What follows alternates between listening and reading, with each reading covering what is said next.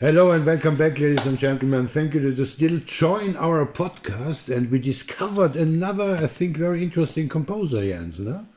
I think he's wonderful. Okay, so You're on the fence, actually. yeah, maybe after the show, I will be more, getting more warm on him. You know. Okay. But what we're of course talking about is this.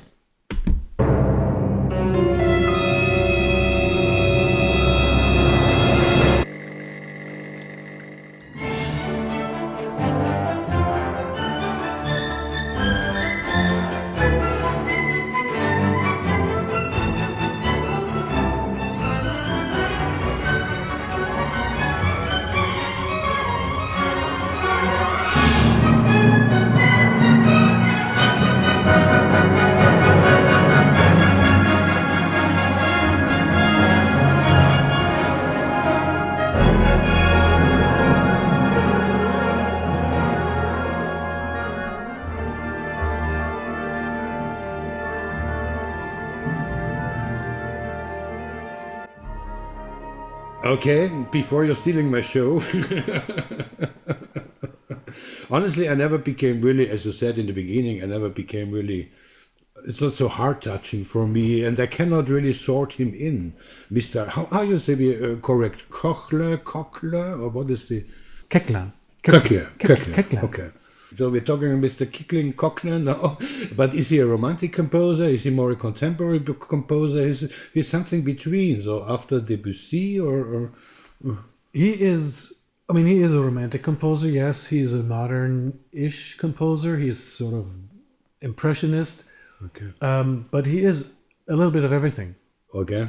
And as has been written about him by Bob Riley in Surprised by Beauty. Your beauty book, I forgot, sorry. Yes. He could, with a flick of a switch, inhabit the radiance of Debussy, the sound world of Ravel, Fauré, but then also energize the whole thing with the rhythmicality of someone like Roussel. Okay. However, all pretty French. Okay. I mean, he was part of those composers who really wanted to give French music a distinctively French voice, okay, and not to have as much sauerkraut in their music. Okay. To quote, which composer has sauerkraut in the music? All the Germans. Okay.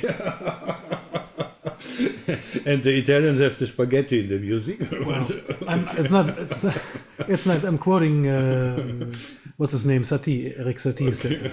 Okay. And there's nothing wrong with sauerkraut in music, okay, but sometimes you want maybe a little bit of a Finnish element in your diet. He wrote a lot of music, 260 plus works. Really? Okay. A lot of chamber works, and we'll get to that later. But most even of the orchestral works had their origin in chamber works, sort of like Brahms, where everything started as for two pianos and then became a chamber work and then became...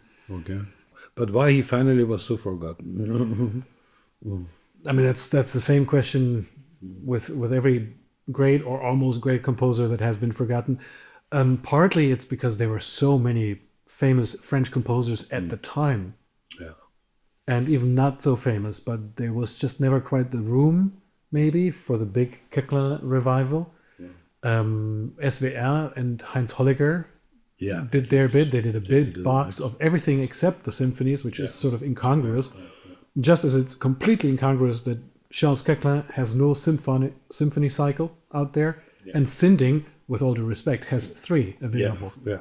Okay. So I think it's great work that's being done here with the recordings of this one and the first one. Yeah.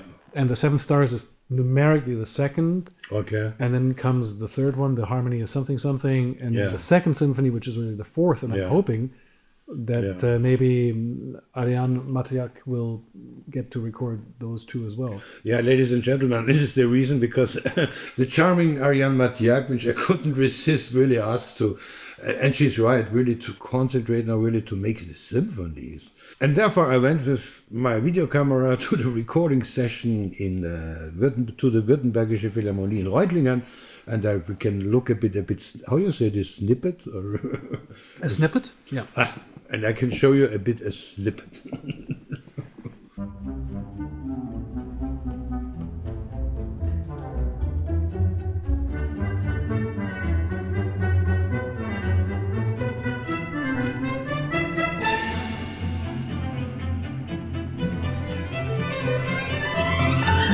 Koechlin ist schon ein wichtiger Komponist in unserer Kultur. Wir brauchen wirklich die Symphonien vom Koechlin endlich mal zu hören und spielen zu lassen. Ne?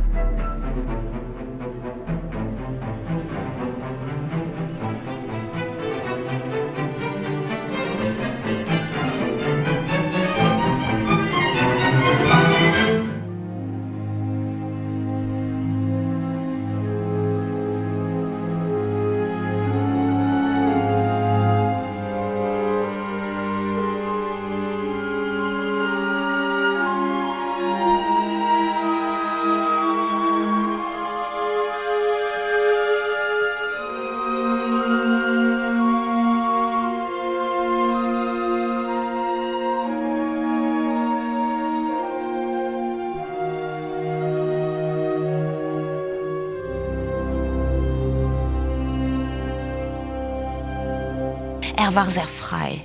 Der hat immer gemacht, was er wollte. Er hat immer geschrieben, so wie er hat das gefühlt. Und das war ihm total egal, was war die Mode in dieser Zeit. Koechlin war auch sehr innovativ, hat sehr viel gespielt mit Bitonalität, Atonalität, Polytonalität, aber dazu immer mit Referenz zur der kontrapuntischen Zeit.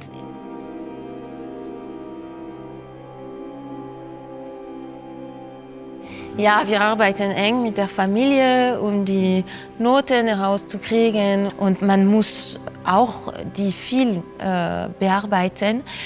So, das nimmt sehr viel Zeit. Für diese Aufnahme habe ich fast 1,5 Jahre gearbeitet, um nur die Noten zu bekommen und eine saubere Material auch da zu kriegen für das Orchester. Ich möchte mich jetzt beschäftigen um die 2 nächsten Symphonien, die noch nie aufgenommen waren, damit wir konnten die 4 Symphonien als Aufnahmen haben.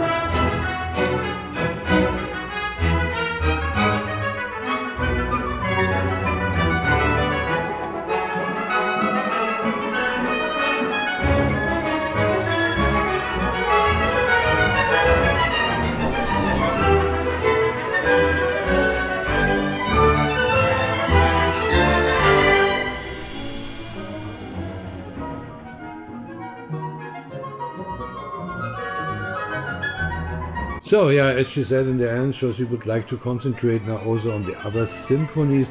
And I realized then that the problem was just the material, the scores. They were not ready or never really, how to say, corrected or prepared also the orchestra material. The parts aren't yeah, right. Yeah. I mean, she said she spent half a year to a year on those symphonies just to get them ready for performance. Yeah, and she was in close connection with the family, with the grandchilds or grandchilds. I don't know already that they still have it. So, as to the point of why he's not more famous, that reminds me of a little anecdote. The wonderful Alex Ross, not too long ago, a couple of years ago, sent out a press clipping from RCA, and RCA had just the year before, I think, brought out the recording of the Gorecki Third Symphony. Okay. Which became a surprise hit. I mean, that album sold millions. Okay. And then they thought, oh, well, we'd love to do that again. Also, I think with David Zinman. And they put out this press release saying the next new discovery, and it'll be all that. And it was the Jungle Book. Ah, okay. It was this recording. Yeah. And of course, if it sold 5,000 copies, I'd be very surprised. Also, a fun work, but that's when Koechlin hit the radar of a couple people anyway, and of course But the Jungle Book, the music was also not for movies, it was just a program of... Well, it was set to the Kipling book. Ah, okay. He got the order to write the It wasn't Walt Disney. Okay, yes. Although that would be funny if Baloo was dancing to Koechlin. Yes. No, not from Mr. Koechlin. Baloo would not dance, Baloo would sleep all the time. So, but coming back now to the first symphony, I think I'm getting already warmer and warmer to this music here. No, I think it's terrific music. Yeah. Even when it's spherical and slow, but also when it's fun. I don't know if you will play any of the slow movement, but there you can hear especially that this was originally a string quartet. Ah, okay. Mm-hmm. And he wrote it, the string quartet anyway, during World War One, Okay.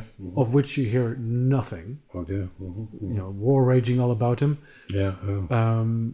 And then I think he set it for orchestra, most of it anyway, in 1926. Ah, okay. The interesting thing I could read in your wonderful booklet note, because we released this 7 stars, or his 7 stars symphony, and he was a pupil of Fauré, no? Yeah, I mean, and the pupils that were with him, it's basically a who's who of known and forgotten French composers. Okay. But he had wanted to have a different career. I think he wanted to go to the Navy, and then he couldn't, and he was interested in astrology. And you might think that the 7 Star Symphony also has some celestial theme. Okay. But the 7 stars are actually movie stars. Okay. And the 7 Star Symphony is his tribute to film, which he used to hate, and then he discovered it for himself, and then he got obsessed. Ah, the medium of movie was very new that time, no? So he was fascinating on this medium. Right, and some of those films that he put music to as an homage were actually silent films. Ah, okay. Yeah. Which he particularly hated, and then he liked films when they started to have sound, but for some reason he came back to some of the more famous silent movies anyway. And he was obsessed with movie stars, especially when they were ladies. Okay. And yeah, which ladies we have there? Let me see. Okay, Douglas Fairbanks is not a lady, but a famous actor. The second is Lillian Harvey. And that's the one he had a big crush on. Oh, really? Okay. Oh, he wrote like north of 100 pieces just for her. Oh, really? To the point where she was slightly alarmed by okay. this unknown French composer's dedication. Okay. So he was a big fan of Lillian Harvey. And if you Google a picture of her, you can understand why. Okay, I will show it then in the podcast. Okay. So we have Lillian Harvey, we have Greta Garbo, oh my God, big movie star. Clara Brau, I don't know what Clara Brau. Bau or Brau? Bau, sorry, Clara Bau. I should clean my glasses. Clara Bau was the It Girl. What? The It Girl. Okay. And she was in cineastic masterpieces like Man Trap. Okay. But she obviously also had her allure. Okay. She was a bubbly, fun, beautiful film star of her time. Okay. And then we have Hommage à Marlene Dietrich. Okay. And Emil Jennings, and finally Charlie Chaplin. Yeah. And of course, Emil Jennings is the co-star with Marlene Dietrich in The Blue Angel. Okay. So those two movements 5 and 6, are basically an alternative soundtrack to The Blue Angel, if you will. But it's interesting if he was such fascinated of all the stars and the movies, but he never wrote film music. I don't think so. No, I don't think so either. And he again didn't start out liking films. And incidentally, although this is about film, it's not film music. I know it's about film. It's just like a symphonic characteristic, or it's a tone poem, symphonic homage on film stars, right? Symphonic homage. Okay. But it's definitely music that wants to be center stage. Okay. Maybe he did it also for marketing gag, as a marketing gag, you know. Everyone wants to listen to Greta Garbo, how she sounds with a symphony orchestra. If it was a marketing gag, it wasn't very successful because it wasn't exactly his breakthrough. Okay. To get an idea now, what should I play? Which one of this? I want you to play a little bit from Greta Garbo. Okay. Because why? First of all, I think he gets the icy radiance, and I think that's a quote from Andrew Aschenbach of Gramophone magazine, just right, of the cool Swedish beauty. Okay. And he uses for that the En Martenot, which was very new at the time. And that's also why some of his music can sound a little proto-Messiaen-esque, I think. Okay, let's hear if Jens is right.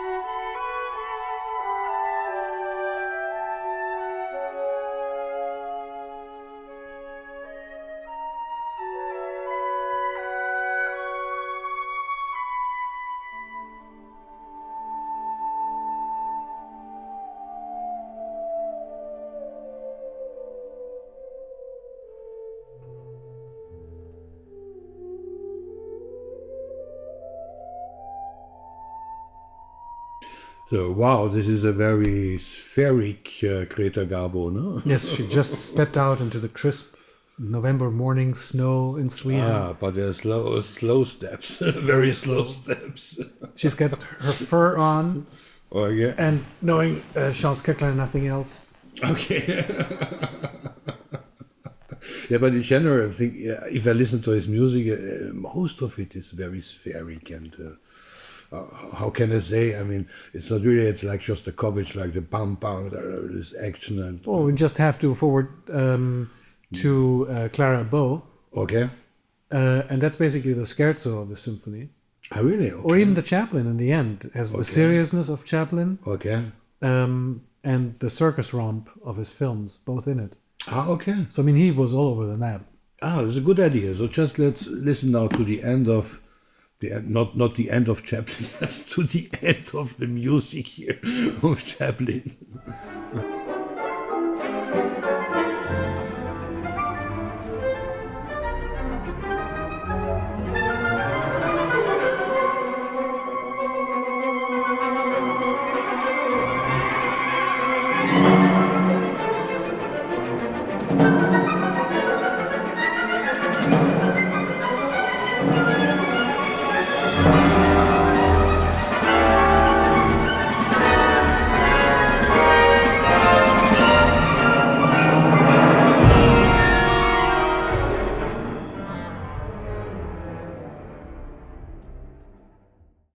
Now that we've heard that, we might as well listen to the two words, "The Vault of Stars." I'm going to just pronounce it in English now, which was written in 1933. I think it had never even been performed until 1989. Oh, really? Okay. And if you listen to that, how is that possible? That is such a gorgeous piece. So to all program makers outside, I give you a chance. If you have a French program, You know, if you need a French program, listen to it.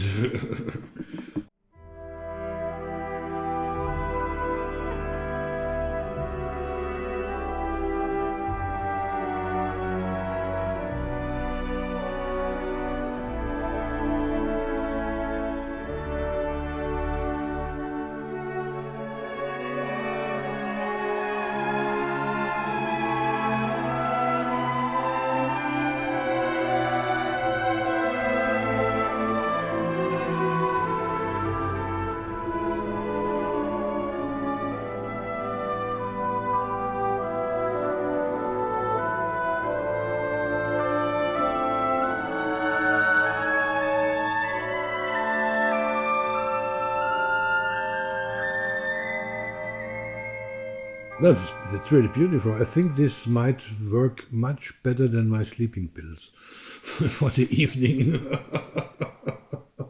Just to get in this relaxing. well, you really, no one could possibly accuse you of trying to sell your own stuff here. That's for You sure. should sell this in the apothecas, you know. This is no, sorry. Beautiful, you're right. Absolutely beautiful. Yeah. So, ladies and gentlemen, I really became more warm now to this music. So Jens explained me my own recordings. Thanks very much. Short and sweet, like Short and sweet. some of yes. his works. And I hope you also like this kind of discovery or this discovery. And we really hope to see you soon in our next episode.